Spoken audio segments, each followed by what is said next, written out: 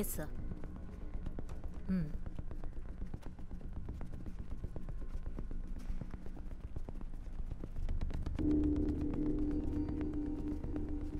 Health services district administration ఇక్కడి నుంచి ప్రారంభిస్తాం.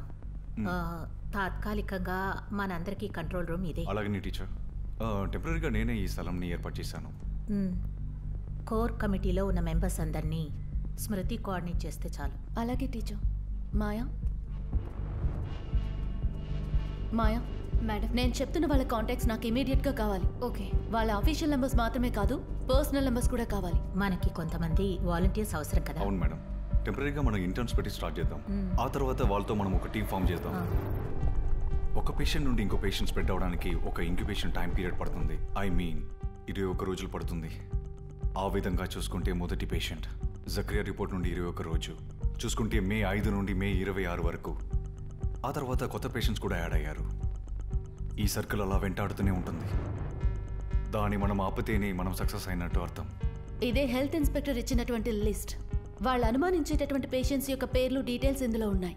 ఇప్పుడు మీరేం చేయాలో నేను చెప్తాను. వీళ్ళకి తెలిసిన వాళ్ళని, మాటి మాటికి వచ్చి కలిసే వాళ్ళని మీరు ట్రేస్ చేసి వాళ్ళ కాంటాక్ట్స్ ఇందులో యాడ్ చేయాలి. ఓకే, ఇప్పుడు ముఖ్యమైన విషయం ఏంటంటే 4 సెగ్మెంట్స్ గా వేరువేరుగా చేయాలి. పేషెంట్స్ తో నేరుగా సంబంధం ఉన్నవాళ్ళు అంటే డైరెక్ట్ కాంటాక్ట్స్. రెండవది పేషెంట్స్ శారీరక కాంటాక్ట్ అంటే పేషెంట్స్ యూజ్ చేసిన వస్తువుల్ని యూజ్ చేసేవాళ్ళు.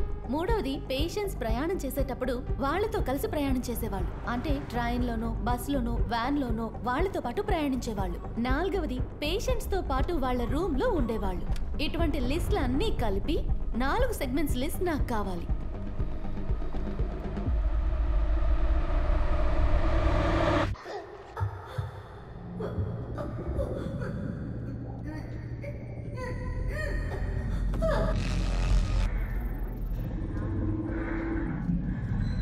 కొత్తగా వచ్చిన పేషెంట్ మెడికల్ స్టూడెంట్ కాబట్టి అక్కడ ఉన్న డాక్టర్స్ కూడా భయపడుతున్నారు. డాక్టర్స్ డ్యూటీకి రావాలని మనం బలవంతం చేయాలి. దానికన్నా ముఖ్యమైన విషయం ఏంటంటే వాళ్ళ కన్సర్న్స్ కూడా మనం అడ్రస్ చేయాలి.